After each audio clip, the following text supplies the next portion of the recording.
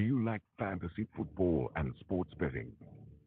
Come join us here at the Parlay Fantasy Football Podcast, where hosts Matt, Shane, and Jason talk about fantasy players, lineups, and sports betting to help you compete and win championships. And of course, some extra cash. Let's jump right into the show.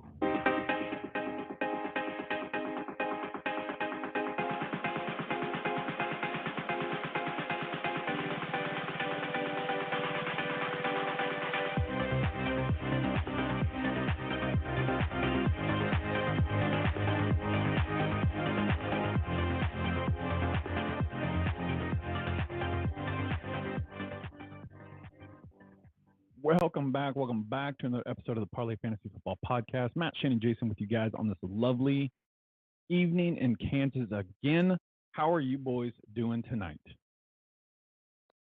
I am doing fantastic, Matt. By the way, I don't know what you did with your camera, but all I can see is the bottom of your chin. Anyways, hi, buddy. Nice to see your face. Hey, I am doing great. It is great to be back here. We are actually, what is it, 75 days from the Hall of Fame game. So I'm pumped. I'm It is in that for it. time of the year, and I'm all in. Yeah, so glad to see y'all's faces. It's hot as hell, and I'm in Texas, not Kansas. So hey, don't forget about me, Matt. It's okay though. We had a great weekend. I'm sure y'all both had a great Father's Day. I hope you did. U.S. Open we had on. Shane said 75 days away. I can't. I'm so ready for football season to start up. I just wished we had a Monday dual 18-hole US Open playoff, but hey, we didn't get there. Rory choked, but hey, it's all good. I'm ready for this. Yeah, it was a good Father's Day. I hope everybody out there had a great Father's Day. Yeah, lots going on, lots happening, guys. I don't have all the details and so on and so forth, but I can say, guys, that we are officially now affiliates slash, you know, sponsors, I guess, with Newer Eyewear. Okay, we are going to have some things come out for you guys, some discount codes, and go on and get you guys some sweet ass sunglasses. That's all I can say at this current moment. But I did kind of want to give you guys a little sneak peek of what we kind of got going on in the works right now. Remember, guys, go over and check out parlaypod.com. Shane is doing a masterful job over there. We got articles that are getting ready to get fire up and everything like that. As soon as that all works out, we just got some more things in the works with you guys. So remember, check us out on X. You can find Shane at Shane Parlay FF, Jason at Jason Parlay FF, and myself at Matt_Parlay FF. Head on over to Spotify, Google Play, Apple Podcasts. Check out the podcast, guys. Give us a 5-star review. Give us a follow. Let's keep the train moving north on this. All right. What else? I feel like I am missing something. Am I missing anything in the intro? It's been kind of a weird day. No, not that I can think No? of. I think you got Not it. that you Yeah, think- I think okay. you got it. Yeah. Locked it all down. All right. Well, with that being said, guys, let's jump right into it. News and notes around the league. Yeah, so our news and notes, fellas and lady fellas.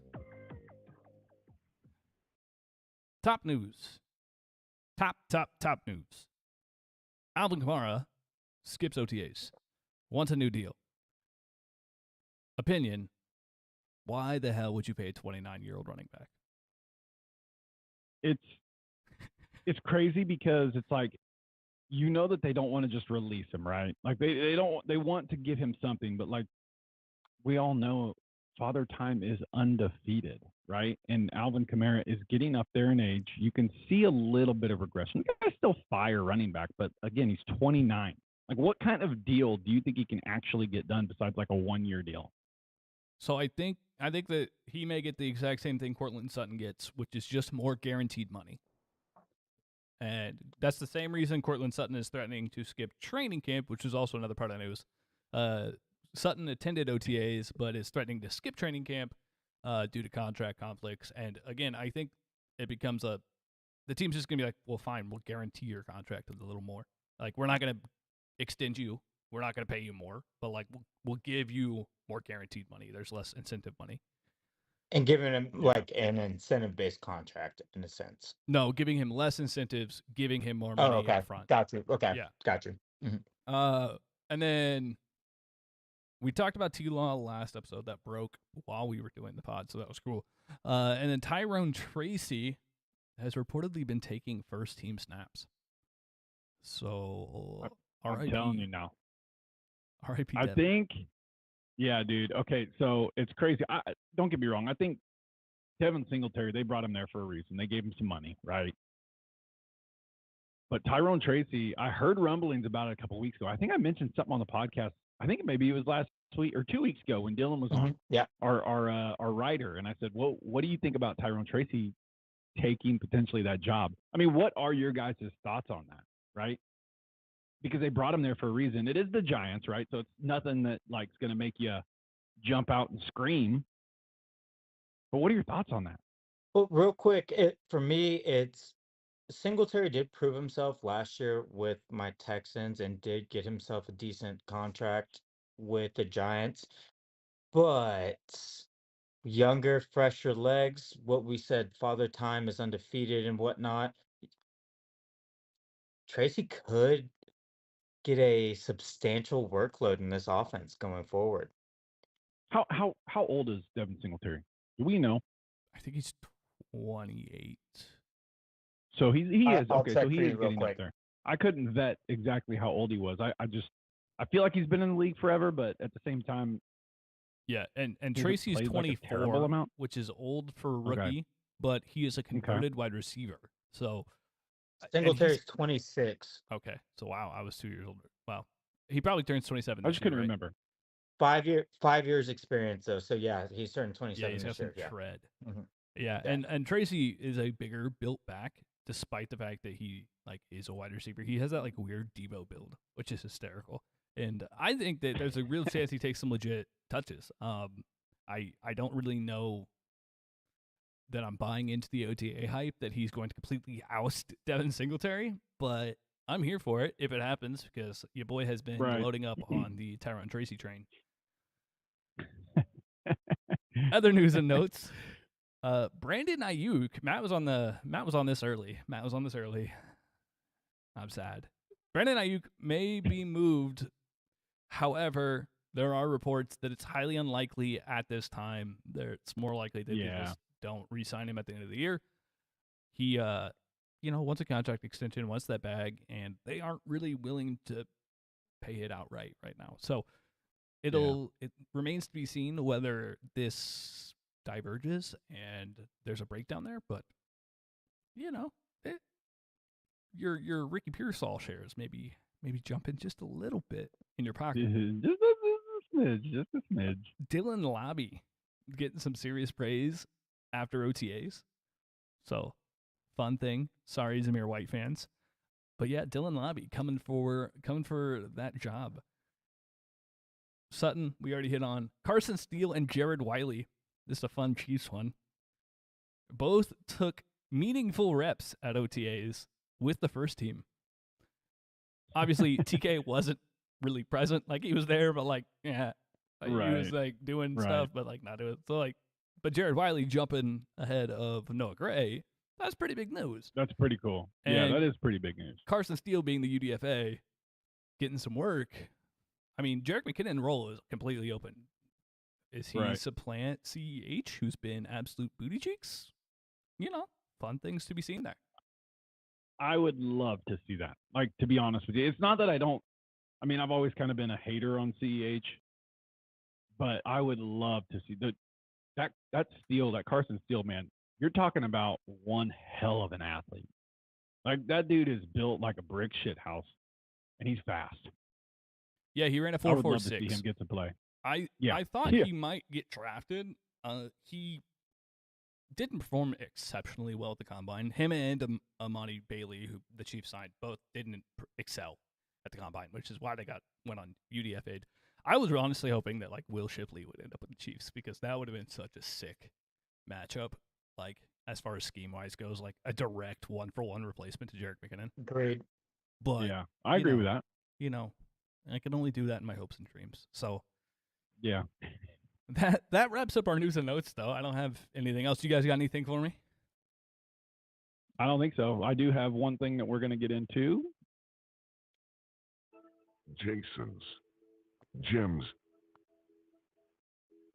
So, guys, after we talked about the US Open last week, we had all the hype for it and whatnot. We did land big on two picks. First pick that I want to talk about, Matt. Matt's DFS lineup, one of them. He did place in the top. Matt, do you remember what you placed in the top out of? Yeah, it was 30,000 participants, and I finished like right around that 1,200 mark. And that would win you around 4x, 5x your, or no, you won 15x your money, right? Yeah, yeah. 15 extra money. So, hey guys, that was a big win. That 15x anything. If you participate in that DFS with that his lineup, huge score. But I'm leading off with that because I had the biggest score last week. And if y'all were participating and listening to this, I gave y'all Bryson DeChambeau at plus 1,800. Some books you had it at plus 2,100. It fluctuated before the week.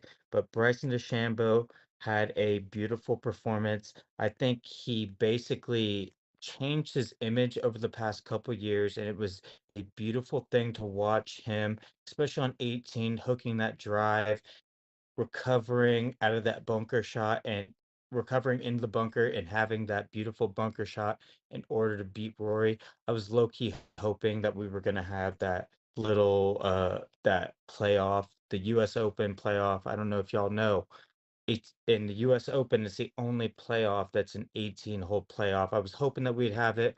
Rory, I feel for you. I think every amateur out there now will never give a 3-foot putt to any of their buddies based on what Rory Yeah. just did. And it God. hurts me to say that.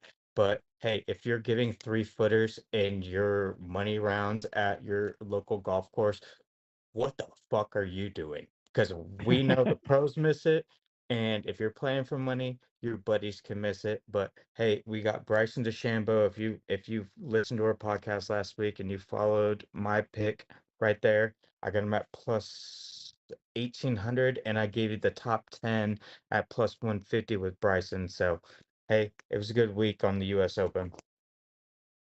Yeah, mine. By the Yeah, way, it was, the one that I didn't get to give out because my phone died. It missed because of Hovland, and that was it. That was the leg. Him missing the cut was That hurts. my deep sadness of the entire week. So, yeah, just wanted to throw that out there. I was close Yeah. to participating with you guys. yeah, it was a good U.S. Open to watch. It definitely is heartbreaking for Rory to miss that. I mean, he's been chasing another major for what, a decade now, 10 years, yeah. and he just has not, golly, and he hasn't been able to pull through. I'm not gonna, feel too terribly sorry for him because as Rory, as a professional, number one, but as Rory McIlroy, you should not miss a 3-foot-9 putt. But at the same All right, time, that course real played extremely hard. real quick, I'm not upset with him at 18 for missing that putt. That was a tough putt. I'm upset with the putt that he missed 16, at 16 for yeah, that 4.5 footer. He pulled it and hit it way too hard. He should never miss that putt. yeah, agreed. That's all I have I to say will about say that. the only thing before we jump into the episode, guys, and we got a pretty good episode, so we want to get into that. But the only thing is when you're up there on 18 and Rory's about ready to make his putt or about ready to putt, and you hear the fans chant USA, like that's pretty shoddy. Like I don't really like that Be better. aspect of it, but Be better. be No, better be because better. Bryson. You're a professional. You're a professional. Be better. You can make a you can make a 3-foot 8-inch putt. Be better.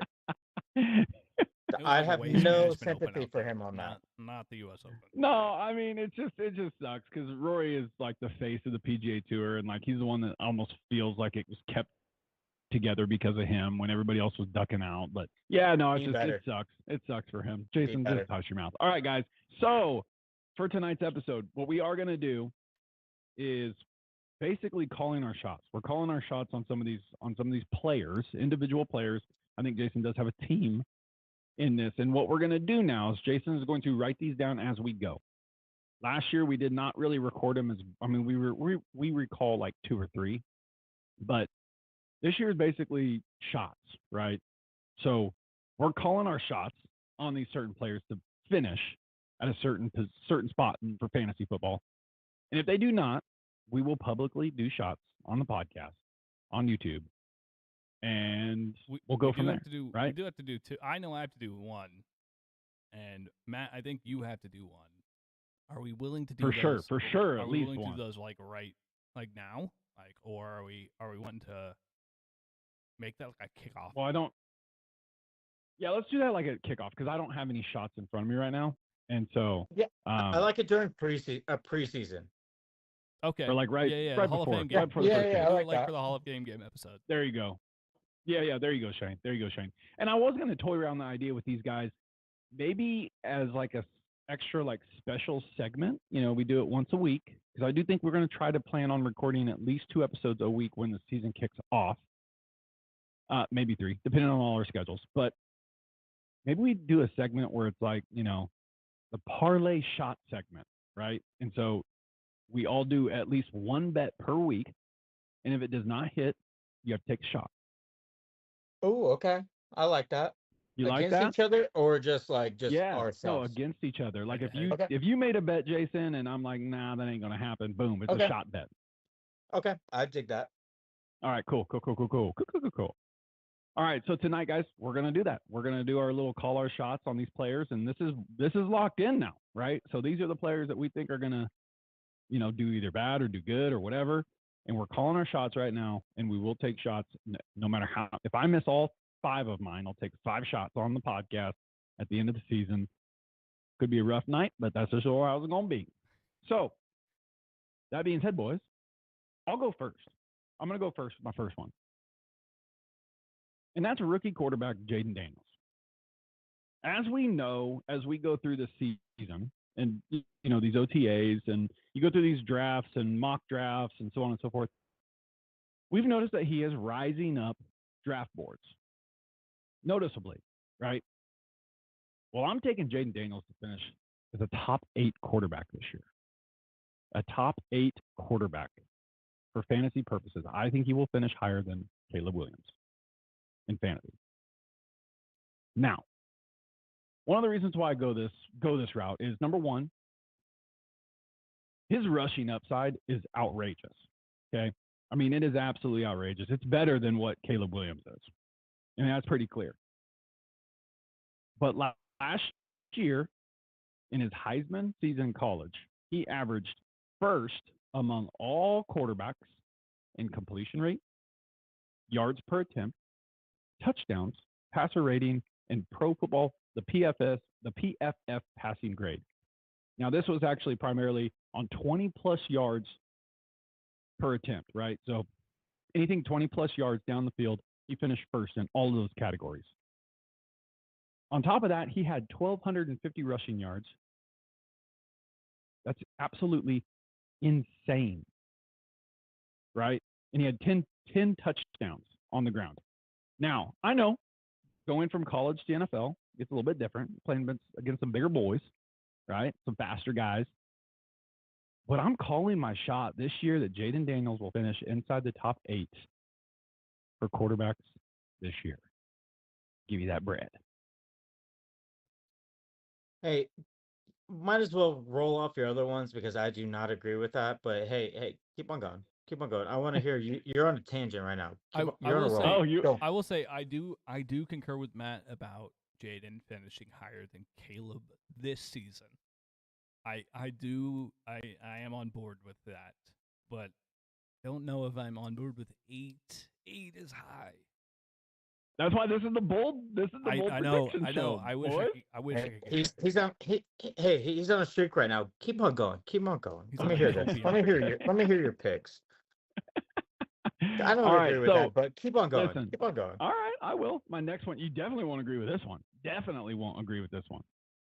Zamir White finishes as a top 12 running back this year. A top 12 running back this year. Las Vegas Raiders, Antonio Pierce, Zamir White. there have been some stories recently that have come out that basically, in OTAs, you can't take it all into whatever the word is. You cannot believe everything you hear, right? But Zamir White reportedly has been looking fantastic. He's dropped some weight. He's looking like an excellent running back catching the football, which is huge for fantasy football. I get Dylan Laube has looked good, right? And there's a possibility he comes up and takes some carries or some passes, whatever, from Zamir. And that's all fine and dandy. But like where he's going in drafts right now, being the starting running back for, I know, not a great team. I'm looking for Zamir White to turn some heads this year. I'm looking for him to turn some heads. I know he's not the fastest running back out there, but he is going to see such a massive workload, barring any injury. I love taking him in drafts where he is getting drafted right now. And my bold prediction is that he does enough. You have it every year. You have it every single year. I think he's going to do enough to be a top 12 running back for fantasy purposes this year for the Las Vegas Raiders. Just write that shit down, Jason. You understand? My last one for good. I have a couple bad ones, but I'll let you guys do your good ones. Drake London. Drake London finishes as a top 8 wide receiver this year for fantasy football. That's not like the boldest of bold takes, but where we've seen him in the past, his rookie year, he was looking to be some kind of breakout wide receiver, but it's just not going to happen with the quarterbacks that you had, right? It was never going to happen. We know the talent is there. He's only 21, 22 years old. I look for Drake London under Kirk Cousins to have a massive, massive year. I think, is he going as wide receiver 9 right now in drafts? Does anybody know that off the top of their head? Well, wide receiver 9, underdog, wide receiver 10. I would say a little bit lower. Underdog, he's going as wide Or receiver. higher, sorry. Wide receiver 11 and underdog. Yeah. It goes, 11. higher. Okay, it goes so MHJ and then him. Okay, so it's not like the boldest of bold takes, but my other two cover that easily. So I had to get one that potentially is a little bit higher upside for me. I do think that Drake London is a talented wide receiver, and I do feel like the Falcons will be a lot better than they have been in the past. So give me Drake London. Give me Drake London, top 8 wide receiver. Those are my 3 bold takes for players. Top 8 or 10? Top 8. Oh, you're changing it on me. Oh, you're getting bold on me. Actually, I think Well, that's that's why I wanted to know. By the way, I think Drake is wide receiver 14. I think I misspoke. I can't check. That's what I've been saying. I've been saying 14, 15. Yeah, I don't. Oh, then change that to top 10 because I thought he was being drafted at wide receiver Okay. 10. 10? So Okay. Yeah, we'll change that to top 10. Okay, cool. Shane, go Still ahead. a bold take. Still a bold take. All right, my top risers, as Matt's gonna say it. Look, I'm going back to the Jerome Ford train. Nick Chubb had the catastrophic injury. Cleveland added Deonta Foreman, and Naheem Hines. Naheem Hines is a good running back, but can't stay healthy. I have Jerome Ford to finish as a top 20 RB. I could see him easily being a nice RB2 to have, outperforming well above his pace, unless Nick Chubb is just a different type of, he's already a different type of human, but if he's just a whole different type of human coming back from that injury at his age, it would blow my mind. So, yeah, easily bankable in my opinion. Jerome Ford, top 20 running back. Now on to wide receiver. A man that's getting disrespected due to all the rookie hype, and it's really starting to offend me, is Rashid Shaheed. Rashid Shaheed, and even A.T. Perry, they added absolutely no one to the pass catching core in New Orleans, and they have an atrocious schedule. They play in a terrible division. Why is Rashid Shaheed getting drafted at wide receiver 56 when he finished as wide receiver 48 last year? They got a more pass-heavy offensive coordinator this offseason, and they finally get Derek Carr healthy. Give me Rashid Shaheed to finish as a top 40 wide receiver. And you know what? If Derek Carr gets benched for Spencer Rattler, this is for sure a lock. But with Derek Carr, top 40, easy. Another fun one that's someone who's getting just slept on. Everybody knows CD, and most people know Jake Ferguson, and some people know Brandon Cooks, but everybody just seems to forget that Jalen Tolbert exists, and it doesn't make any sense unless you're like really scared about the dude from Southeast Missouri, Ryan Flournoy. Why are we just acting like there's no third wide receiver in Dallas? He finished as wide receiver 101 last year. I project him to be at least wide receiver 75 this year, so a 26 rank jump. And he's getting drafted at like 216 in drafts. It makes no sense. He's just at the very bottom. Everybody's just like, I forgot about him. He's not worth it. He is 100% worth rostering in all formats because of the fact that Brandon Cooks is a 30-year-old wide receiver. CD is CD, but, shit happens. They're going to have to throw the ball because they have no running backs. So we're rolling it back. It's going to be a 3 wide receiver set, and Tolbert is definitely hitting those marks.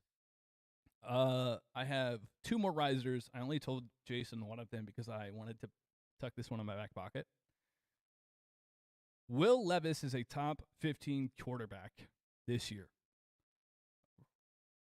The weapons that they added this year, as well as addressing his offensive line, just screamed to me that this is the opportunity for him to take the step forward. We all know he is a rocket for an arm, but adding Calvin Ridley and Tyler Boyd, massive gets. They also added Pollard. They have Tajay Spears there, and they already had DeAndre Hopkins. I know that it's a weird cast because it's an older cast, but like, you're telling me that they aren't giving this man everything to succeed. We know that he is willing to put his body on the line. He's shown that he is a willing rusher. He's not necessarily a rushing quarterback, but he gives you almost a rushing floor because he's gonna dive for that first down marker, even if he's 6 yards short. Okay, he is that guy, and I honestly think that he has everything he needs to succeed this year. At least be a top 15 serviceable quarterback if you need a plug and play, and you should feel comfortable. There's a really decent shot he ends up as quarterback 12, but I'm not willing to go that high on this specific episode. But top 15 easy in my opinion. And the last one, my sleeper pick, was Darnell Mooney ends up as wide receiver 50 or higher. I like that. I was waiting for the reaction. I didn't tell the guys this one before because, look, there are 2 certified options in that offense as far as the passing game goes, and it's Kyle Pitts and it is Drake London. They need a second option. We saw how Jordan Addison ate with Minnesota, with Justin Jefferson being on the opposite side, and they still fed TJ Hawkinson. Kirk can definitely service 3 prolific starters. Darnell Mooney had a down season last year, but also had a terrible offense around him. And I honestly think that he hits the revert button, gets back with an OC he's familiar with, and gets to play a role he's familiar with. He'll be coming out of the slot more frequently. He'll also get to play the boundary a little bit, but he'll be the other wide receiver in those 2 wide receivers, or in those 2 wide receiver sets. And I expect the moon from Darnell Mooney, and he is free in drafts, fellas. He is going as like wide receiver 78. I like that one. I really do. That's a little surprise that's an action interesting there. one. That's an very interesting one because it's like Darnell Mooney. We know his upside. He just wasn't used like we thought he could have been used. Post Bears hype offense. sleeper. Post hype sleeper Darnell Mooney. Put me down. I planted the flag on Robert Woods last year as the post hype sleeper. Damn it, I'm going to be right this time. All right, I'll make this quick, y'all. Matt, you're wrong on quarterbacks. Caleb Williams is going to be a top 10 quarterback, and I will bet a shot bet right now. We can write this down, Double and up. I'm sure you will agree to this.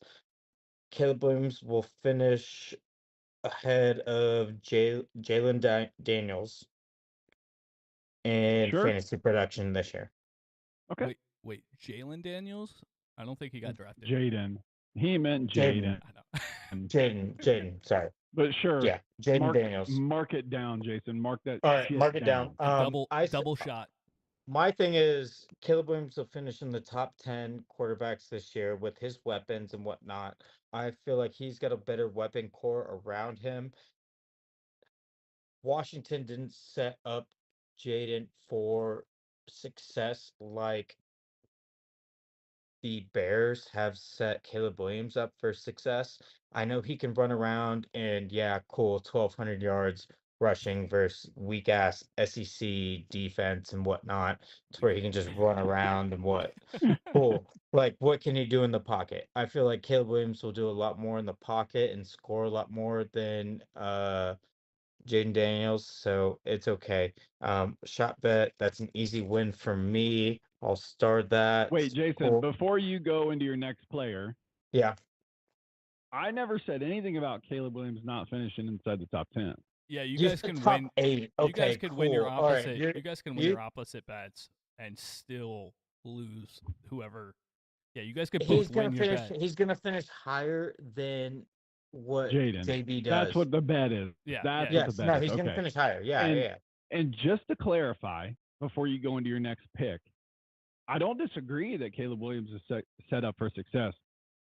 But so many people are forgetting the fact that Terry McLaurin, yes, he's older, but he has always been a good wide receiver with not very good quarterbacks, right? Okay. And he has Jahan Dotson. 1,000% and 1,000% people have forgotten about Jahan Dotson. I'm pretty sure he's like wide receiver 80 right now, but we've seen what he can do when successful. He could be a great wide receiver.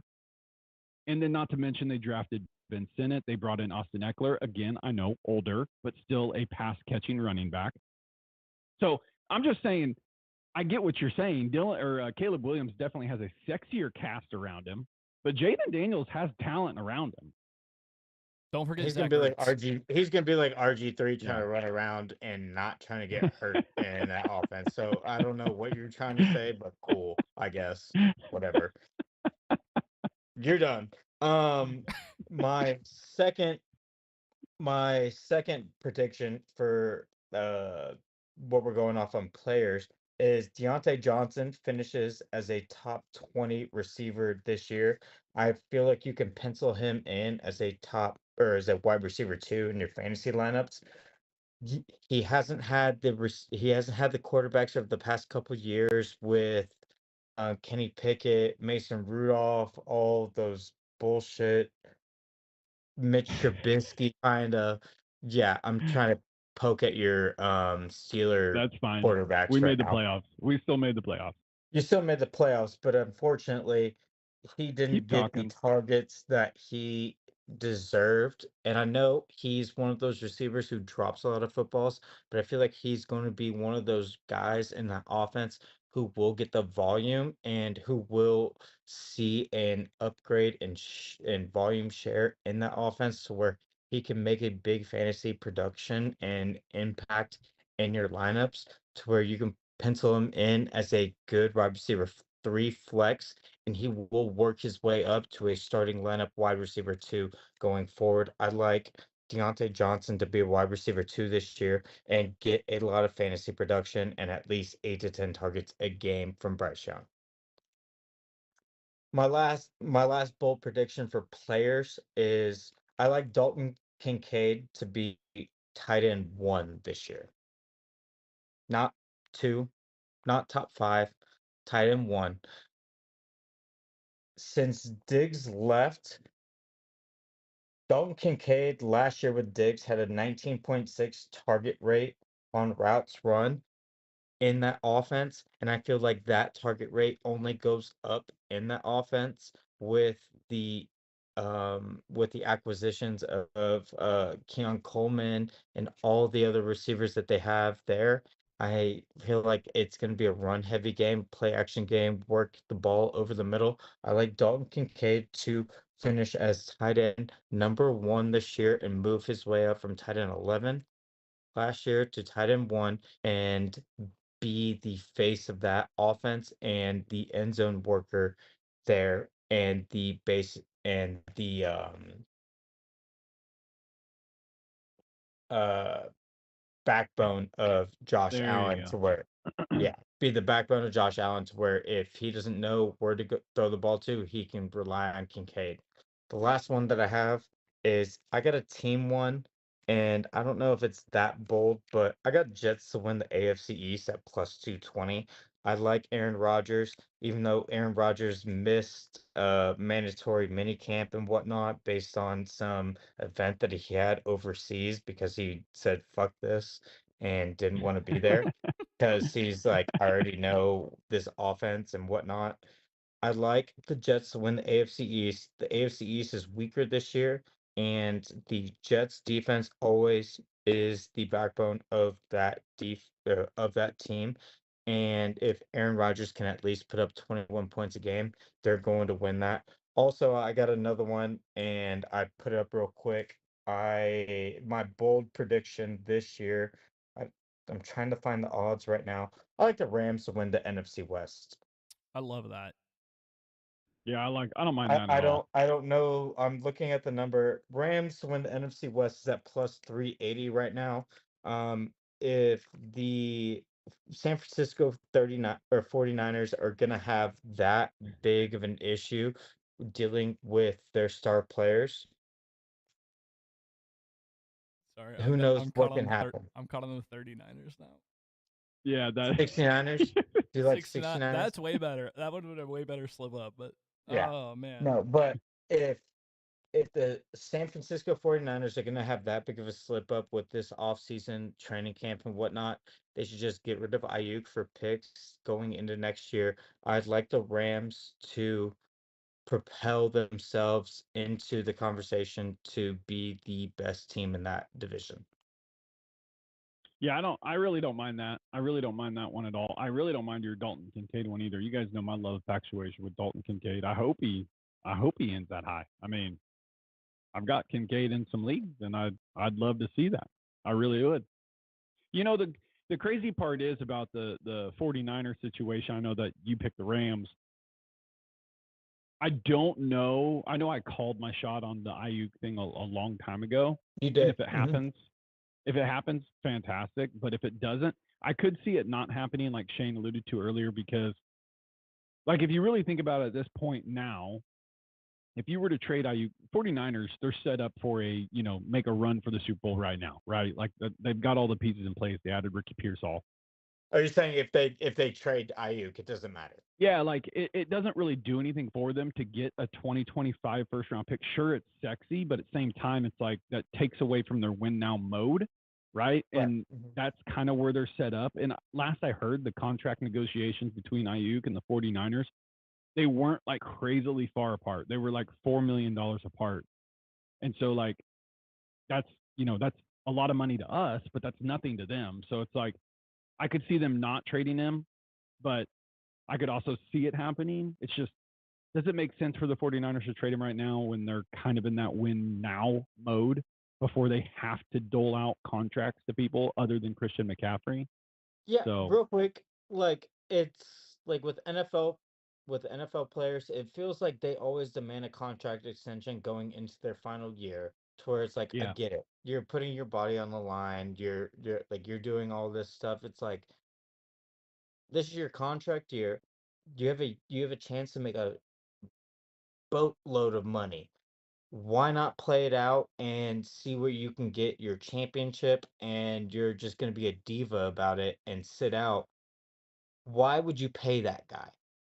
Yeah. Yeah. So I I could see don't it both ways. understand that fact. It's like it's what the Bengals are doing with T. Higgins. It's like we're gonna franchise tag you.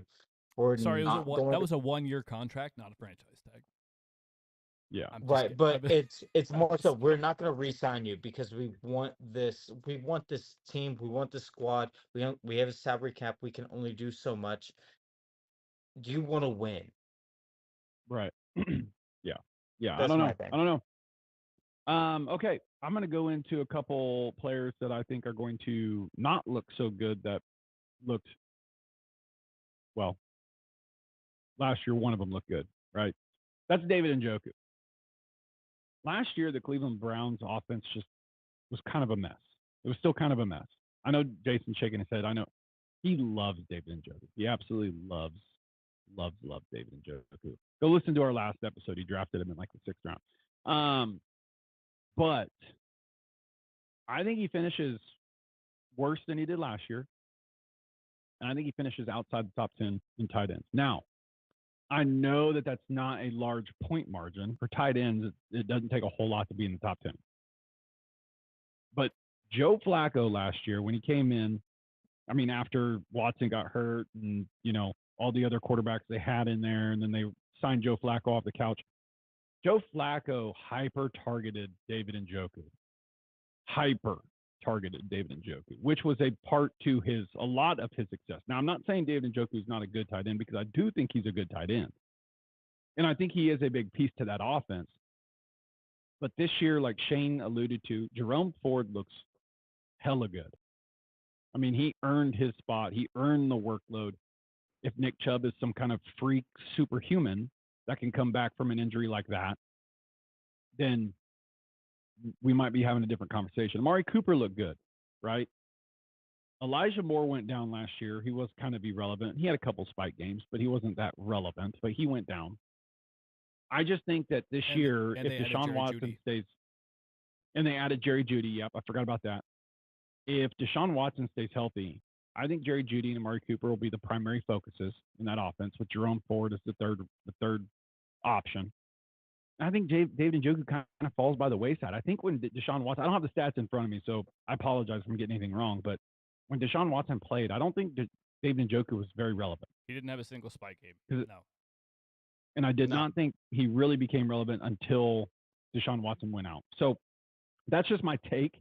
I don't have a lot. I know a lot of people have been rising on David Njoku based on his finish last year.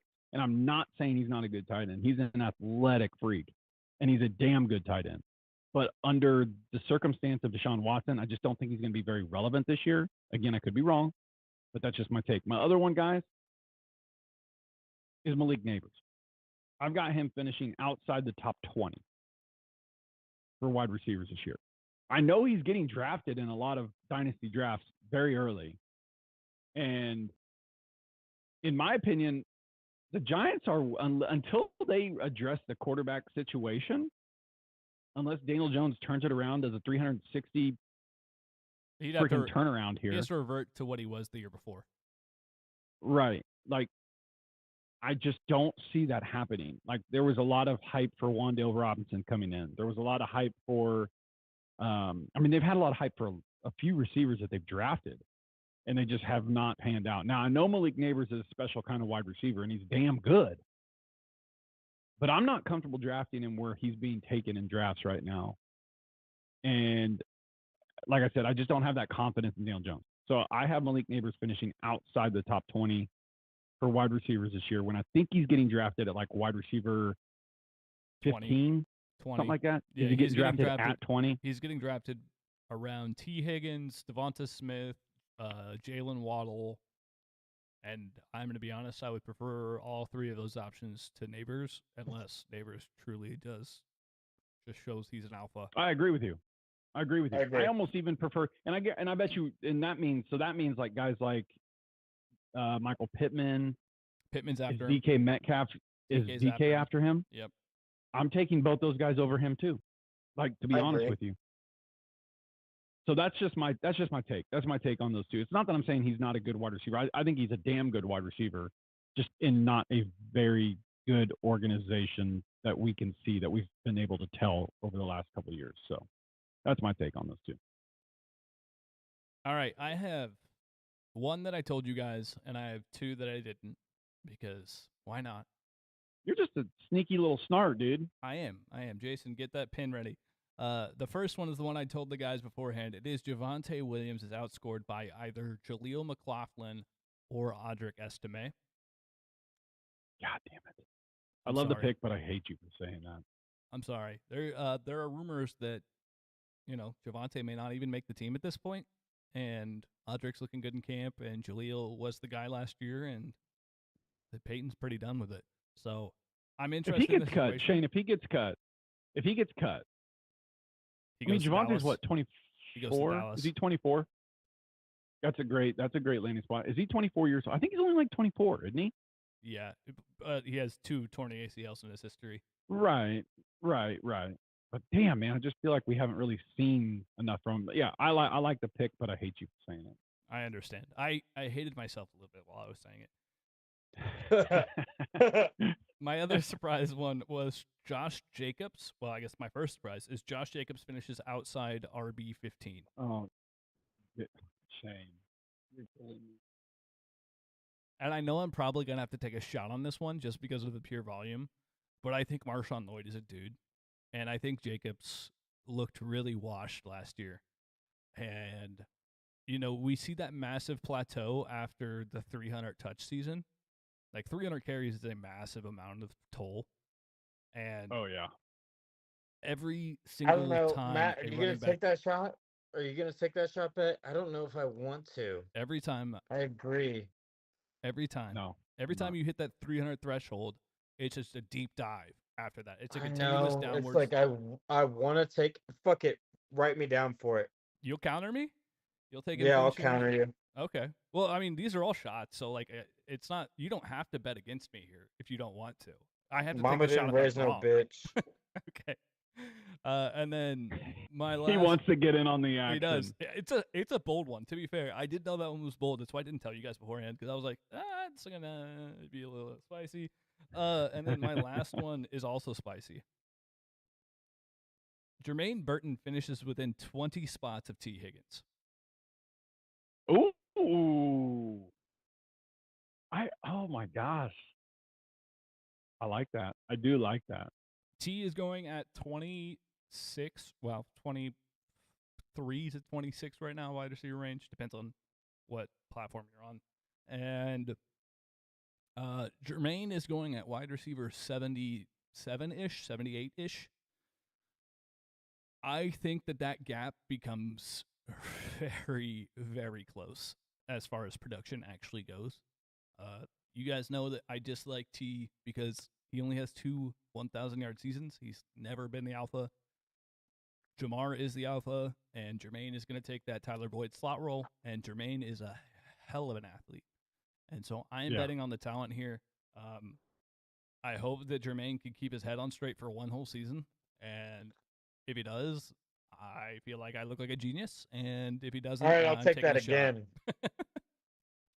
Another one? I'm not taking that because I agree with Shane. I agree. I think T ends up somewhere in the wide receiver 30 range, and I think Jermaine ends up somewhere in the wide receiver 50 range, and it just depends on a couple of touchdowns which way it swings. Yeah. I do I'll like take that. both those.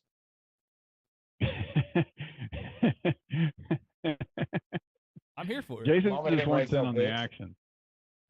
Jason just wants in on the action. He just Yeah, I wants in. went in. Jason, what was your bets? What was your first couple bold takes? It was Kincaid, Deontay, and Caleb. We have a shot bet on Kincaid, on Caleb. On Caleb. I will Yeah. take your shot. I will bet against you again on the Deontay Johnson. He does not finish in top 20. Yep. Dang, I like that. I had him as top 30. We had discussed this one beforehand, and Jason I said think top it's 20, and I was like, you can extremely have close. top 20. I love Jason's argument with it. I mean, I know they just drafted Xavier Legette, right? And we know Old Man Thielen is still there. I'm really interested to see. The only reason why I'm taking that bet is because I think Jason's pretty right on the nose. I do think he'll finish somewhere in between. He's going to like finish 19, right around 18, 19. 25. Yeah, that's where I got him. I got him right in between. I think I have him ranked right now at like wide receiver 23.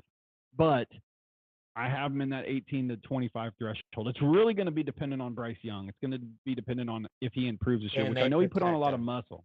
Yeah. Yeah. He put on some weight. He put on some muscle. So maybe he takes that step forward that we all kind of wanted to see. Hope you're ready to drink, bitch. Well, I mean, I'll be ready. I'm drinking right now, so I'm ready, son. Well, I guess. Do we get to call each other shots? Like, are we picking each other shots? Oh, I don't care. I mean, I was just going to straight up drink As long as whiskey, I can get it. But Yeah, As long well, as I you can have get a it. whiskey bar. yes, I do. You are Yeah. correct. As long as I can get something, you I'll- just have to tell me ahead of time. I'll Yeah, drink just it. get a 50 ml of Jack Daniels. I'll and drink a we'll be good. different- I don't. I'll drink a different whiskey for every one I miss. Well, See, I'm more I of need to a- make some bets with you going forward, so we'll go from But there. I'm more of a beer man, so I have a bunch of different types of beer. I'm not much of a liquor It guy. does So you not just have to matter. tell You're me. taking shots, so it I know. sucks. You just have to tell me that, like, what I need to get. You know what I'm Yeah, saying? but you don't have to wait. We'll you figure it out. wait at Well, least, this like, will be 5 a later. months. This will be a Yeah. later discussion. Exactly. Yeah, Exactly. We True got that. this. True that. All right, guys. Well, that's going to wrap up today's episode, guys. We got some more fun things coming for you in the future. I know you guys really, really, really like the mock draft episodes, so maybe we'll do a few more of those and just kind of intermix them. We got to get through some stuff before we do that, but yeah, we just appreciate you guys being here with us, man. The podcast is really growing. Last week we had quite a few more downloads than we normally have, so thank you guys for all the support. Shane and Jason, my two lovely co-hosts, thanks for being here. And remember, guys, go and check out all the podcasting platforms. Hit that follow, subscribe, whatever you got to do. Hit it up. Leave us a 5-star review. Leave us a comment, guys. We want some more involvement, all right? We really want you guys to be a part of this podcast with us. So head on over to parlaypod.com, our YouTube page. Check out everything, guys. We're all there. That being said, man, you all know what to do. Hey, parlayers! It is that time of the season.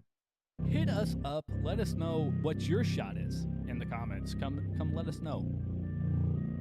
Stop giving your buddies 3-footers.